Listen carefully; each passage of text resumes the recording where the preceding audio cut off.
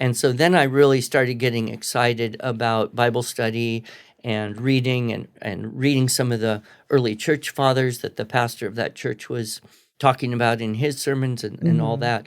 So I look at the success of IEW and I track it back entirely to God being willing to work with a hopeless, ready to give it all up idiot like me.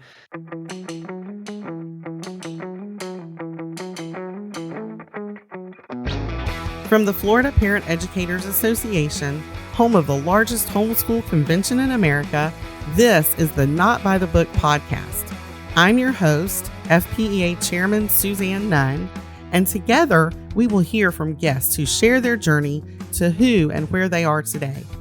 Each one of them at some point left the expected path, ripped the page out of the book that says you have to do it like this, and made their own way. I hope these conversations inspire you as much as they do me. Today, I get the chance to talk with Andrew Pudewa, founder of the Institute for Excellence in Writing. Many of you will be familiar with his great writing program, but his journey to IEW is truly an amazing story of pursuing your passions boldly and embracing each lesson learned along the path to finding exactly what your life's work will be. Let's listen. I grew up in Southern California in a nicer area of Los Angeles County. My father was an aerospace engineer, and my mother was a music teacher. Fantastic. And so she taught voice and piano lessons at our home, which enabled her to be an at-home mom. I went to public schools, but both of my parents were very involved in my education. My mother taught me to read and taught me math, and my father drilled me on multiplication tables. And I remember, doing spelling words in the car, in the kitchen, helping with dinner. I would say two of the most significant things. Number one was that I grew up playing the violin. And I was one of the very first Suzuki kids in Southern California back in 1964. I was 4 years old, and I started playing the violin. And I played all through childhood. And that played a hugely, if not the number one significant influence on my professional life later on. And the other thing I'm profoundly grateful for is my father loved to sail. And we had a sailboat. And living right there on the coast, we would go over to Catalina Island and spend 2 nights, 3 nights, 4 nights, 5 nights. As I got older, he got more vacation time. And so I spent a lot of time in nature. In the water, under the water, on the beach, hiking, climbing. Sure. And that had a very profound impact on me, I think. Okay. That's really interesting. And you did a lot at home growing up, working with your family on education. And how did that look as you moved into like the middle school, high school years? And where did your interests go during those times? Well, middle school, I was still very much into violin. I played in a string quartet, a couple different orchestras. It had it was a significant part of my free time use. School was generally boring and easy for me. Okay. And so it was kind of like life started when school ended, and that's when you could actually go do things that were important or significant. Around that time, and I'm not sure when, but probably 12 years old, I was old enough to ride a bike many miles from my own home to do this, but I started karate. I started taking karate classes and stuck with that all through high school. It was very formative in terms of discipline. And I often recommend that to parents. Look at martial arts for kids because it's a competition against yourself. There's a tradition that comes with it that generally requires a higher level of discipline than kids run into in an average kind of situation. It also kind of cultivated in me an interest in Japan. And I ended up living in Japan for 3 years later on in life. But the karate, and then when I hit 16 and got a car, then, of course, it's all about working to get enough money to pay for your car. Correct. And I worked a couple of bad jobs. I worked McDonald's for 6 weeks, and then I said, there has got to be a better way to get money. Then I did a pet store for about a year. But then I settled into several years working in a war game store. And I was very into war games, the World War II miniatures and Napoleonic miniatures and even Dungeons and Dragons I got into a little bit. That was the very Yeah, beginning of it all back in 78, 79. sure. But I look back on that and I realized, that kind of got me going into what it's like to run a business. In fact, I started a business when I was 17, when I discovered that you could buy games wholesale and sell them retail to your friends who were going to buy them anyway. I had my little 65 Chevy Nova trunk was packed up with war games and gaming supplies. And so wherever I would go, great. I would try to sell. I didn't make a lot of money, but I got a lot of games that I wanted at a There discount. you go. And I found the funniest thing. I was going through some old papers that I had got from my mother after she passed. And I had actually started a little war game newsletter and, Wow. photocopy and hand out and try to charge everybody 25 cents or something for all the war game activities that were happening in my network of people. And so I kind of look back and think, all of those things, the violin, the discipline of karate, the time in nature, the being in a small business and starting a small business all before, I finished high school, those were just profoundly formative for me. Great training ground for, what you've done in your future. Let me ask you this.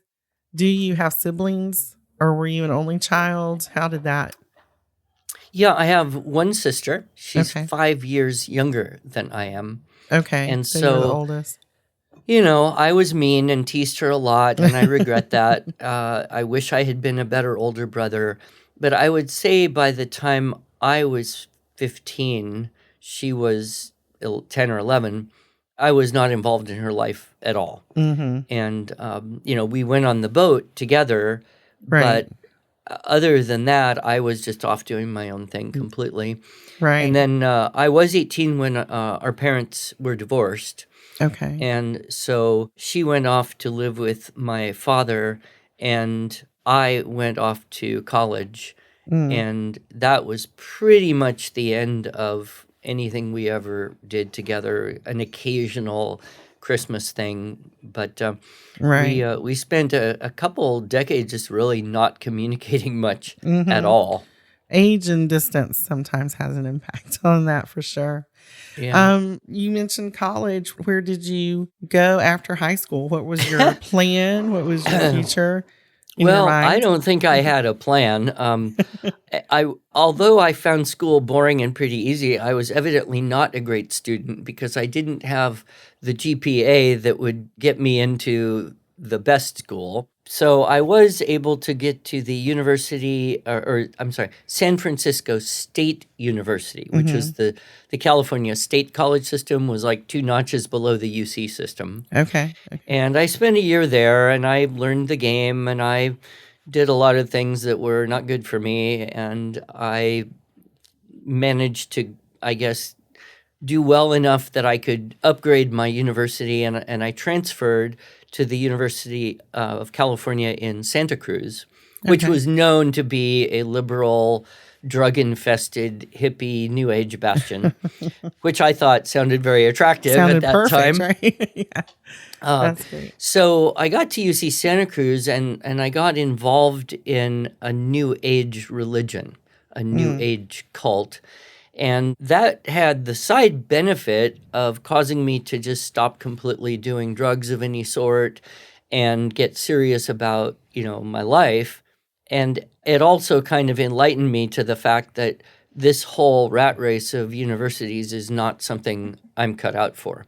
So I dropped out of college after the first quarter at UC Santa Cruz, Right. and I moved down to Malibu, California, where I started to work full time for this New Age church organization. And I was deep into it for several years, Ascended Yeah. Masters, Messenger of the Great White Brotherhood.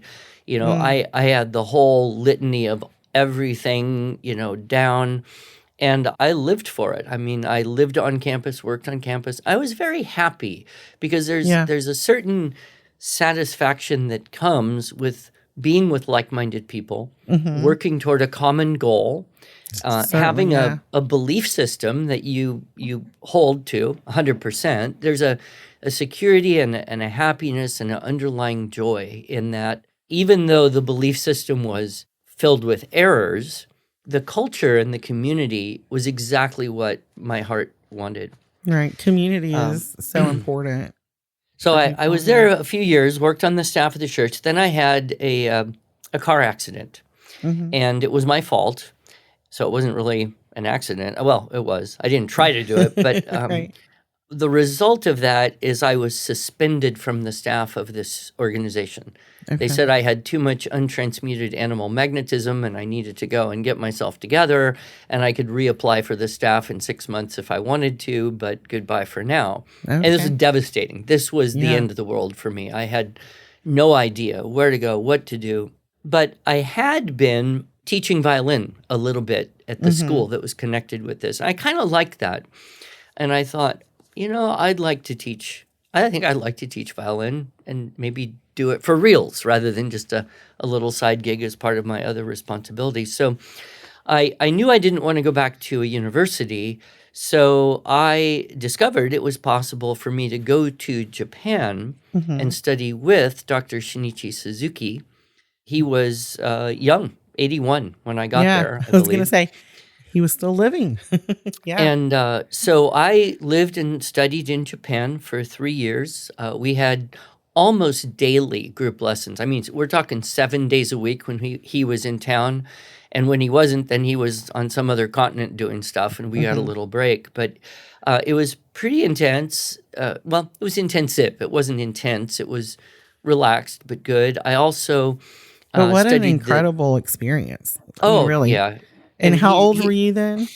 I was 22 when I went there and 25 when I came back. Okay. Yeah. That's I an incredible experience for that.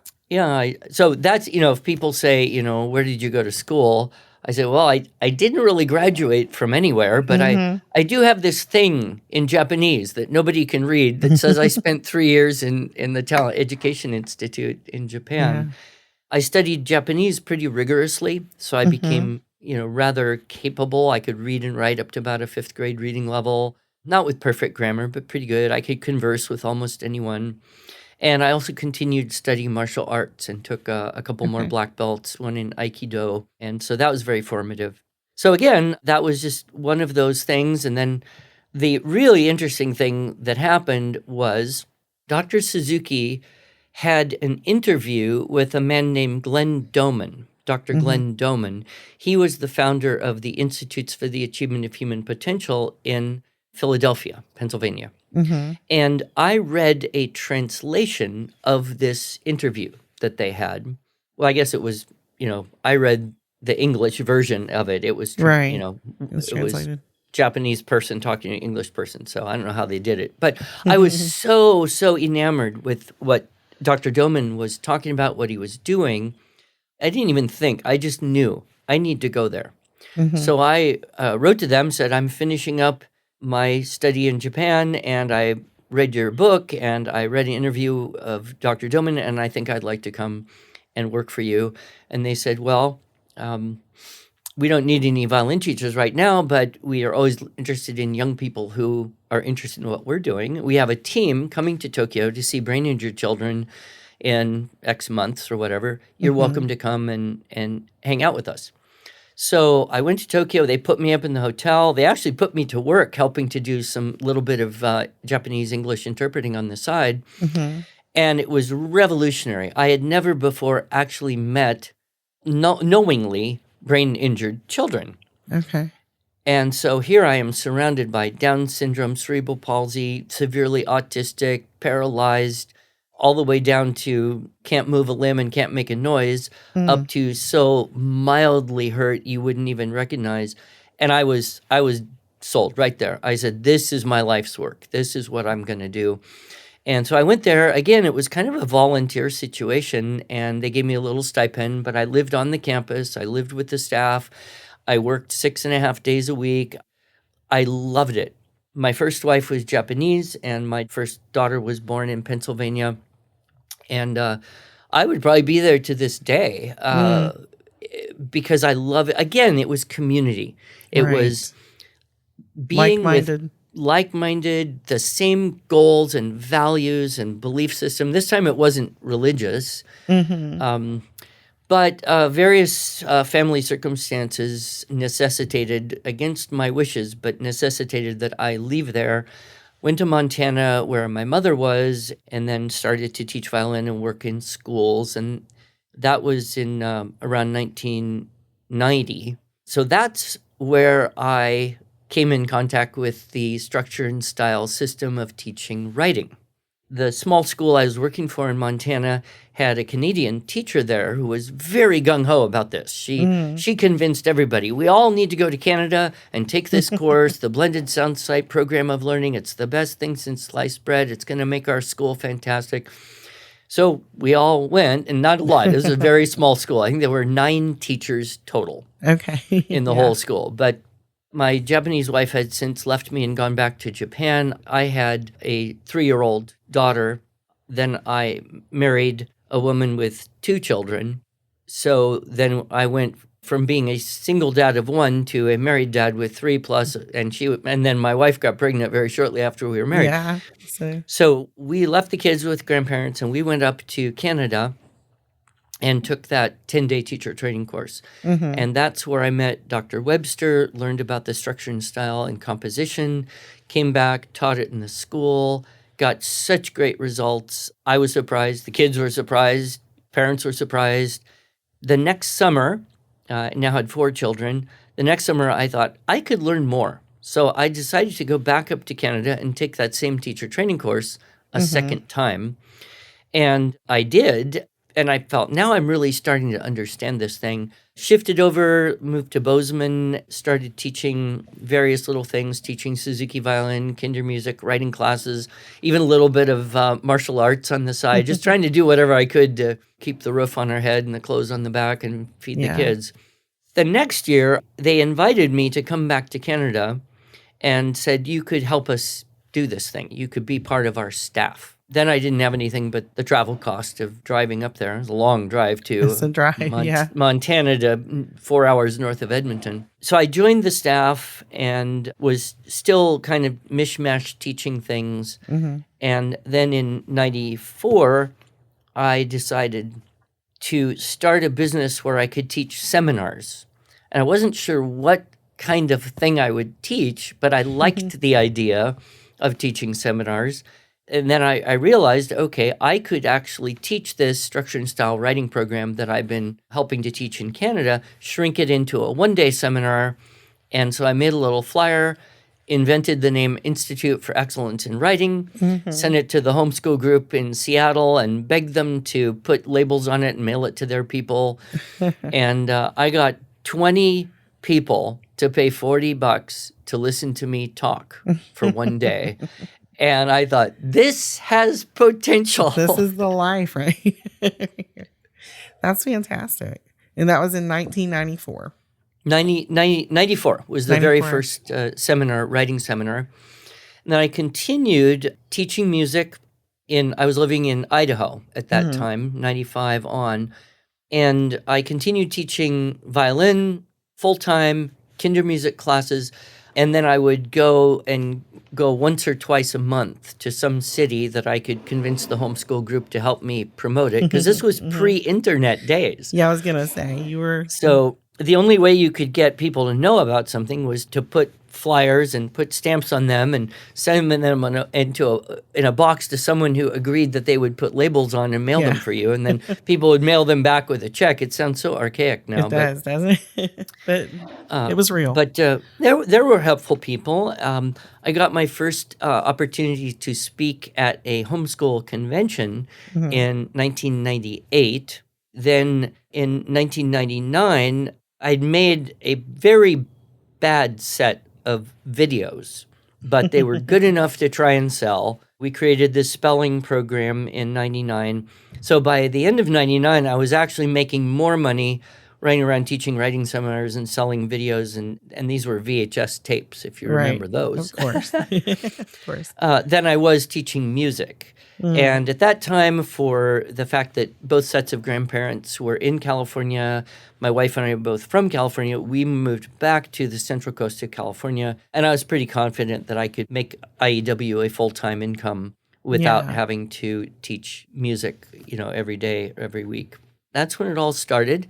And then I had the tremendous good fortune to be connected with Bill Gothard's organization. At that time was called Advanced Training Institute, IBLP. Right. They were looking for a writing supplement to their curriculum. Okay. Some of their families knew about me, and they said, "Oh, why don't you come over and, make some videos for us? We've seen your videos. They're pretty bad. So we'll use our really good equipment and we'll help you remake your videos." And that was a huge breakthrough because I could never have afforded to do that, quality, right? On the quality at the time. And so that was the beginning, I think. I don't remember the first year I came to Florida. But it would have been the early O's, I think. Yeah, I was going to say probably. And once you started speaking, I know you had been pretty passionate with your involvement in community, when you started out with the New Age cult and then the Suzuki community in Japan and coming back to work for the organization. I didn't quite catch the name, but the ones who were working with the brain injured children. Right. Like where do all of those, because it sounds like all along you were pretty solid at taking a deep dive into whatever it was you were pursuing. It's like, this is where we are. So where did some of your interests that had been associated with like the brain injured children, writing, teaching, where did those things start to develop? How was that looking on the personal side of who you were while you were still developing IEW and becoming a speaker?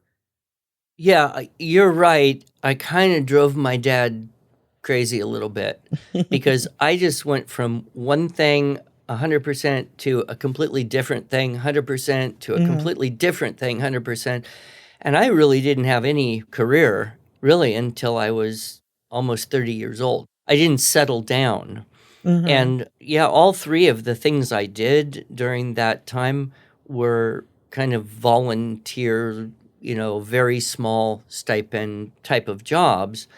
And I think the two things that have always been very deep that I can trace from my childhood forward is I've always been interested in the truth. I really like the idea of knowing the truth, whether that's the truth in the cosmos, the God's truth, the big capital T, ever-present truth, or the truth about humans and our brains and how they work. What's the truth about health and fitness? What's the truth about education and children? And what's the nature of children? What's the truth about the nature of children? I think that's where Suzuki was an incredible man. I mean, he was called a living national treasure in Japan when he was alive. And, in a very cryptic, almost kind of Zen-like way, he would communicate these ideas in aphoristic style and say things to you without any explanation, but you would think about them. And just think about them. And then you'd get this insight and think, wow, that's so true. And then there'd be applications of that truth. And, I think my drive to find spiritual truth in the new age, I burned out on that. And I got to a point, I was 35 years old. I was teaching music as hard as I could. And I was completely uninterested in religion. Because I had been burned, because the New Age organization kind of collapsed and all the faults and all of the lies started to come out. And I thought, I believed that 110%. I would have taken a bullet for the messenger of the Great White Brotherhood. I mean, and when you lose that, it's kind of like you lose your first love. You wonder, will I ever be able to believe anything Mm. again. And so for years, I just said, I'm not even going to try. I'm going to look for things that matter. And for me, that came into child development and education. But you can't live without God for too long without becoming very unhappy. Mm. And so it became kind of a crisis for me. My wife she was in the cult with me. We were both working in this group, and she kind of, it crumbled out, and she found her way into, Grace Baptist Church. And I Okay. just couldn't do it. I could not walk in there because I just thought this is so retrograde. I mean, it's the new age, Right. Christianity. That's the old. Why would you? It wasn't enough to like break our marriage, but Right. because I really love her a lot. But it was a weird period because Mm. I couldn't understand what she was trying to believe, and I didn't think I could ever believe. And then I spiraled down. I spiraled into a pretty low place with some very self-destructive behaviors, etc. Right. And then I hit this point, and I remember exactly where I was. I was at a music conference in Billings, Montana, Mm-hmm. and I was just done. And I just threw myself on the floor of the dormitory on that campus. I said, okay, God, I am done. Either kill me now or change me. Mm. Because if you don't, I'm probably going to kill myself. I mean, Right. I was just hopeless on all fronts. And I made this horrible deal, this Rasputin-like deal. Mm-hmm. I will pretend to be a Christian if you will pretend to make me successful in some way. Just help me get enough money to feed my family. Yeah. And I did. And I said, okay, I'm going to go to church. I'm going to read the Bible and I'm going to pray. I'm not going to pin the success of that on actually believing anything. Right. I'm going to pretend to I'm going to fake it till Mm-hmm. I make it. And I may never Yeah. make it, but I'm going to try. And so I did that. I started going to church. My wife was going to Calvary Chapel at the time. Mm-hmm. And I agreed to go as long as we could arrive late and leave early because I wanted to miss as much of the bad music as possible. But the preaching wasn't bad. And I tried to read the Bible. I tried to pray every day. And I don't know, Suzanne, it took me probably a year or so. Mm-hmm. And then one morning I woke up and I thought, I feel like I'm actually starting to believe some of these things that I've been trying to believe. Right. And so it wasn't a sudden experience, but it was a gradual change of heart, a gradual opening of my mind, a gradual kind of letting go of the beliefs like reincarnation that I've been so attached to and accepting the truths of the gospel. And it was probably 6 months to the day after that happened to me Mm-hmm. that I did my first IEW seminar, made that $800 in one day. And I thought, okay, God, That's that is a crazy. sign that you are keeping up your end of the bargain here. So I'm going to keep up mine. And then we switched over and we went to a pretty well-known church. We were living in Idaho at the time. And so that was good because there was no bad music. It was a lot of really thoughtful Christian men. Mm-hmm. And that made all the difference.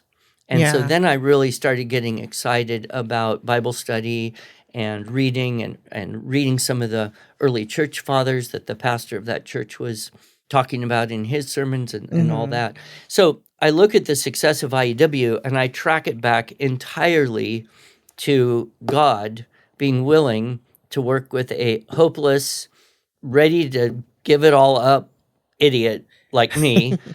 That's a beautiful story, but also just the fact that with everything that you had already bought into, I should say, and you were sold on, that you were able to put those things aside and go again. It's like you said, there's the trust issue and wanting to know the truth, and I think that that's a hard transition for people sometimes who have been burned or who have been hurt, to go in open-minded and willing again.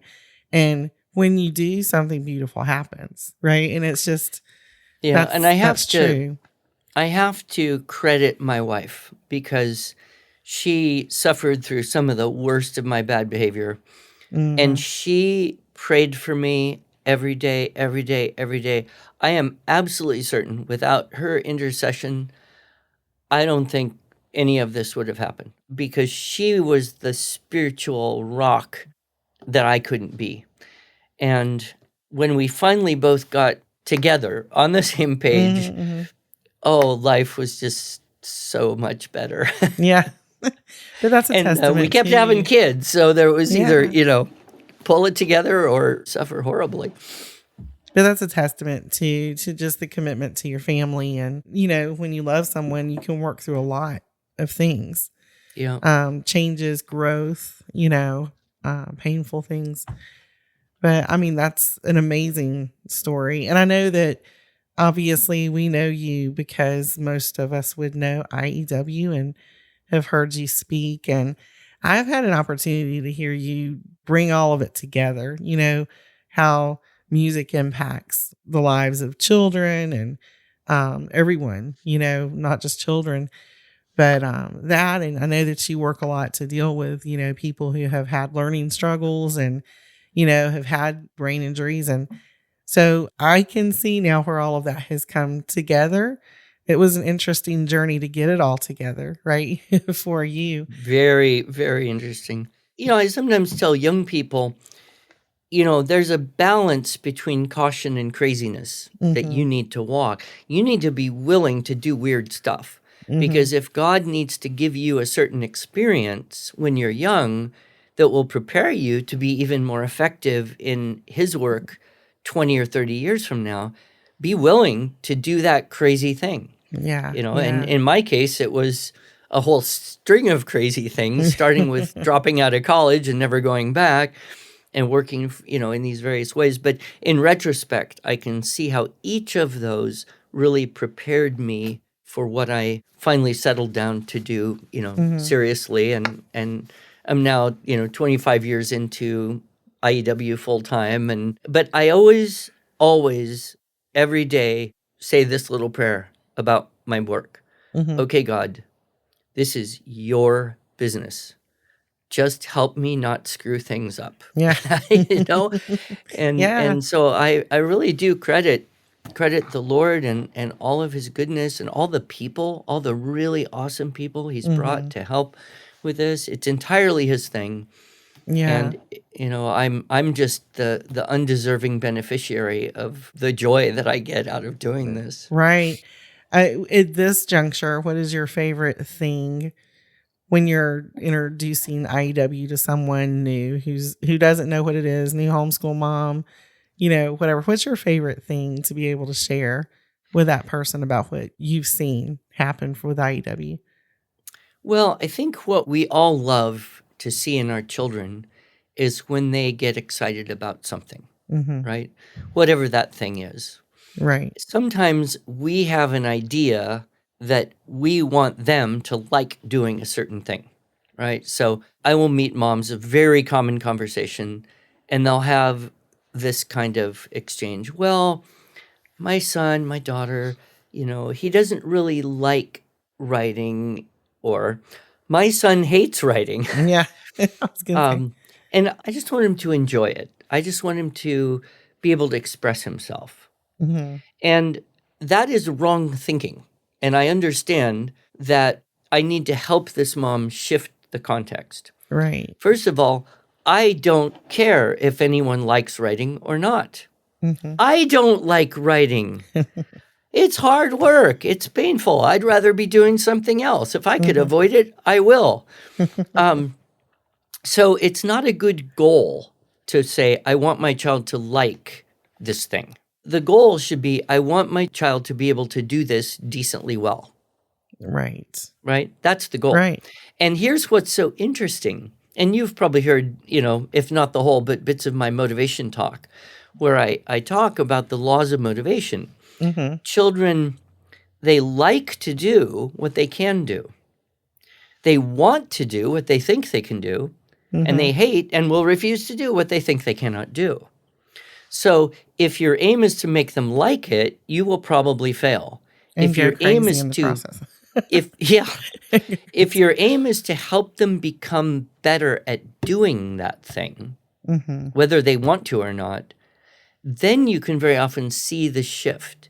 And they will then say, oh, that's kind of fun. Or they won't complain as much. Or they'll say, I think I want to write a book. Right?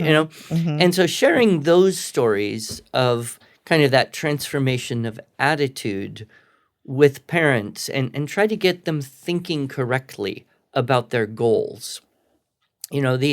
The other thing that is very modern, this is a very modern idea. Nobody ever would have said this 70 years ago, but, we're all victims of modern progressive thinking and education, is that I want him to be able to express himself. Well, writing is not actually about expressing yourself so much as it is about expressing ideas. Right. Right? Right. And in the beginning, you're a lot better off to start practicing by expressing good ideas that came from somewhere else. Because you're a little kid. You don't have all that many good ideas yet. Right, right. And if you're lucky and you live long enough, maybe you'll come up with a really good idea worth expressing, and you'll know how to do it. But this thing they do in schools about just, creativity and express yourself and flow the words and don't judge and just kind of just vomit your emotions onto paper. This doesn't do good. It's not good for anyone. And so in a way, I like to help rescue moms who grew up in schools where that's what they were all about, was that self-expression, creativity, very fuzzy world. And so many moms, they'll say, I never learned to write. And we sometimes find that the most enthusiastic of our customers or people we interact with, they hated writing so much they went into nursing or math or science or something a little more concrete than this fluffy experience they had with English class in high school or college. And when they see that we have a system and it is something that has, a grammar and a logic to it, and that it all makes sense, and they can do it too, then they become sometimes the biggest proponents. And they're so happy they can now teach their children something they never learned to do themselves. Yeah. And it probably helps them too. Like one of the greatest things I think about homeschooling the years I've done it is I feel like I've learned as much, if not more, than my children along the way, And it's very different to be able to look at something that you were not good at or don't have a bent toward at all and be able to help another human being understand it. And there's a lot of pressure on it, so I know that you've had a lot of really good success for your students and for the moms that do very much love IEW and the families who've participated. And do you have anything right now, new projects that you're working on or anything that we should be looking at coming down the pipe? Our newest products are 2 video courses. One is called University Ready Writing. And so that's specifically aimed at older kids or college students or adults who want to, from what we teach, learn as much as they can in a 12 video course. Okay. We also have Introduction to Public Speaking, which is a new 12 video course. The projects that we have, one is for teachers that have to grade papers, and it's an online system for using a little bit of AI to speed up their ability to evaluate and mark the papers that they get. Because do you know that's a number one reason that students don't do more writing in school? Is that teachers don't like marking the papers. They don't like grading papers. Yeah. And so as we expand our work in schools, that's very helpful if we can get over that. And also I just tell the teachers, you don't have to grade every paper they write. Just grade one a month, just it's more important for them to do the writing than for you to give them, a grade. So that, and then that's really interesting. Yeah. We're in the beta testing with a testing group of people right now on an app called Memory Mentor. And you know that I have spoken a lot about the power of memorized language, whether it's poetry, scripture, timelines, famous speeches, whatever. Right. So we're coming up with an app it's going to be so nice. A mom can upload a file, and we'll have in-app purchase options too, but they can upload their own file or buy one, and it will have the things that the child wants to memorize, and then they can set a frequency. So this one every day, this one every other day, this one every third day, this one once a week, this one twice a month, and then it'll pop up, and then it'll just play the recordings of That's these great. things that our Yeah. children are memorizing. And so, during breakfast or lunch or in the car, they can be listening and reciting along. And so it should, I think, accelerate and add ease and joy to the process of cultivating a strong language-based memory database. I actually really love that. I'm a strong believer in memory work, having, passages memorized. Like you said, I believe that it's so important. I mean, that's a great app for not just students, but I'm everyone. hoping we will have it all tested and polished up and super ready to go by convention time this year. Good. I so love we that. can mention that. And Yeah. the other thing is two projects that are not quite happening yet, but we're going to do kind of an upper level poetry course Okay. on video. And I've got some really wonderful people writing the curriculum for that, which means I get to teach what they wrote, thereby sounding way smarter than I actually am, which is kind of fun. And then I'm slowly but surely working on my next book, which will be the second of my books, which the first one took 20 years to write, so I don't know about this one. But it's called How to Learn, Tell, and Remember 100 Excellent Jokes. That's So great. I'm combining keyword outline of the source text, which is the joke, with delivery and public speaking and acting tips to make the joke work well when you tell it. And then we're going to use the medieval memory palace idea. So you basically practice the joke till you know it, then you shrink it into an icon or an image of some sort, and then you use a building like your childhood home or something that's in your brain, and you drop these things in different rooms of your house. And then when you want to go remember something, you just go to that spot, see the little icon, the whole joke pops into your head, and boom, you'll have 100 jokes at your fingertips. I can't wait for that one. Actually, might be my best seller ever. It might be. That's phenomenal. Well, it's one of the things that I enjoy hearing the most from people that I talk to. It really, I think that there's so many things that we hear and we read and things along the way. And I find that sometimes certain things really stick with you, whether it's something you've read, a quote from someone, something your mom said to you over and over again. Things that really impacted maybe how you pursued your life and your journey, or even words today that, you would look at and you think this really resonates with me. And if I could have gone back and told this to my my past self, it would have made a difference. But I find that a lot of the time, those are the things that we share with other people too, because, it really sits with us. Are there any words that you have in quotes or words of wisdom that you have had resonate with you that you would share with somebody that was maybe looking to be willing to step out of the box and do something different or pursue their passions? Well, I think for me, I'm old enough to be able to look back, and I see things that happened at various points in my life. Right. And at the time, it seemed like a disaster. And I remember certain things as thinking, how am I ever going to get out of this problem? How am I ever going to resolve? Right. How's everything going to get back to normal? As if there was a such thing as normal. Exactly. Yeah. And now I see, in retrospect, that those disasters actually were vital for the future. Like, if that bad thing hadn't happened, all these good things couldn't have happened. Right. And I don't know what quote or verse best encapsulates that idea, but I've always been very attracted to and tried to embrace in my heart the words of Job.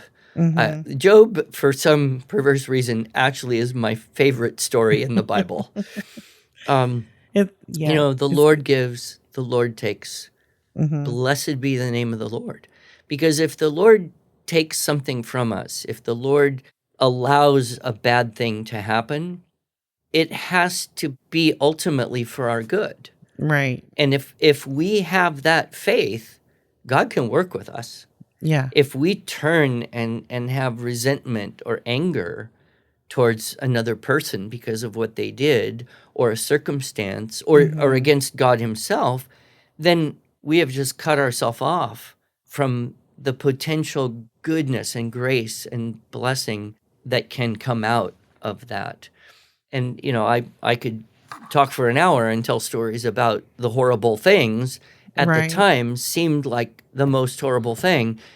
And yet 5 years, 10 years, 20 years later, you think, thank God for that thing that happened. Otherwise, now would not be the way it is. The blessings of now would not be what they are. So I guess, the Lord gives and the Lord takes. No matter what happens, blessed be the name of the Lord. That's so true. And, I think that kind of related to that, so many times when something doesn't work out the way we think it would, it seems to be a failure, right? And we can lean into the fact that we see ourselves as failures, or we can learn and take that into, I always call it to my kids, it's the box, their name applied to it, whatever that is. It's your box that, is going to be who you are and what God's creating you to be, right? And we take all that we absorb and learn and bring it to that. And I think that's very wise, very wise. I want to say thank you. I thank you for being transparent and sharing your journey. I think it really is encouraging for people to hear our stories. Stories are very powerful. And thank you for taking the time today. And we look forward to seeing you in May.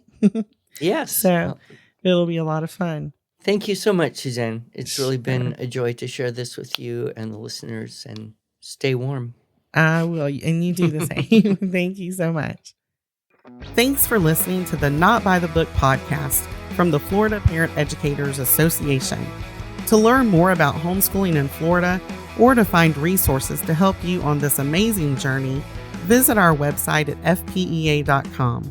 If you have any suggestions for future guests, contact me, Suzanne, at notbythebook@fpea.com.